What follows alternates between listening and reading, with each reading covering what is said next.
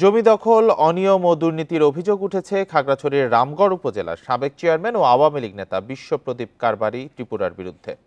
স্থানীয়দের অভিযোগ, প্রকল্পের টাকা আত্মসাতের পাশাপাশি নানা অনিয়মের মাধ্যমে বিপুল সম্পদের মালিক হয়েছেন তিনি। যথাযথ অনুসন্ধানের মাধ্যমে তার বিরুদ্ধে ব্যবস্থা নেওয়ার দাবি তাদের। বান্ডেল থাকলে প্রতি সেনমানিতে টাকা বাঁচবে। বিকাশ সেনমানি বান্ডেল কিনে জিতুন প্রতি লেনদেনে। খাগড়াছড়ির রামগড়ের সাবেক উপজেলা চেয়ারম্যান ও উপজেলা আওয়ামী লীগের যুগ্ম সম্পাদক বিশ্বপ্রদীপ কারবারি ত্রিপুরা সাবেক পার্বত্য প্রতিমন্ত্রী কুজেন্দ্রলাল ত্রিপুরার নিকট আত্মীয়। ক্ষমতায় থাকাকালীন মন্ত্রীর প্রভাবে জোরপূর্বক জমি দখল, নিরীহ মানুষকে মারধর ও মামলা দিয়ে হয়রানিসহ নানা অনিয়মের অভিযোগ তার বিরুদ্ধে। ভুক্তভোগীরা জানান, জগন্নাথপাড়ার নিজ বাড়িতে যাতায়াতের রাস্তা তৈরির জন্য তাদের জায়গা দখল করেছেন তিনি। দেয়নি কোনো ক্ষতিপূরণ। এছাড়া পানি প্রবাহের ড্রেন বন্ধ করে দেয়ায় ক্ষতির মুখে পড়েছেন কৃষকরা।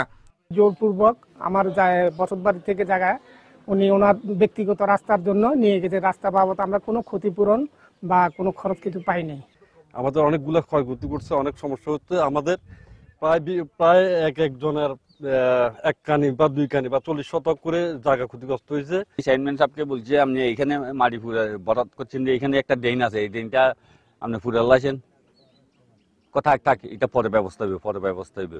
মন্ত্রী ও দলের প্রভাব খাটিয়ে দক্ষিণেশ্বরী রামগড় কালী মন্দিরের উন্নয়ন কাজ হাত দেননি বিশ্বপ্রদীপ। অথচ কোনো কাজ না করেই বরাদ্দের 32 লাখ টাকা আত্মসাতের অভিযোগ করেছেন মন্দির কমিটি। 18-19 অর্থবছরে এখানে পার্বত্য জেলা পরিষদের উদ্যোগে এখানে পুরৈশেরের একটা প্রকল্প নেওয়া হয়েছিল, কিন্তু এটা ঠিকাদার ছিল বিশ্বপ্রদীপ কারবারি।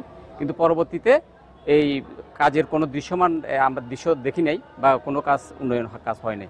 এসব অভিযোগ ও অনিয়মের বিরুদ্ধে ব্যবস্থা নেওয়ার কথা জানিয়েছেন জেলা প্রশাসক। লিখিত কোনো অভিযোগ পাইনি, তবে অভিযোগ পেলে আমরা অবশ্যই ব্যবস্থা নেব। তারপরে যেহেতু আপনারা বলেছেন, আমরা বিষয়টি খতিয়ে দেখব এবং পাশাপাশি আমাদের যে অবস্থান, যে অবৈধ কোনো দখল বা অবৈধভাবে কোনো স্থাপনা, এটি আসলে থাকবে না। আমরা আইনগত পদক্ষেপ নিব। এটি গত 5 আগস্টের অভ্যুত্থানের পর রামগড় থানায় তার বিরুদ্ধে 5টি মামলা হয়েছে। এরপর থেকে পলাতক আছেন বিশ্বপ্রদীপ ত্রিপুরা। Independent news.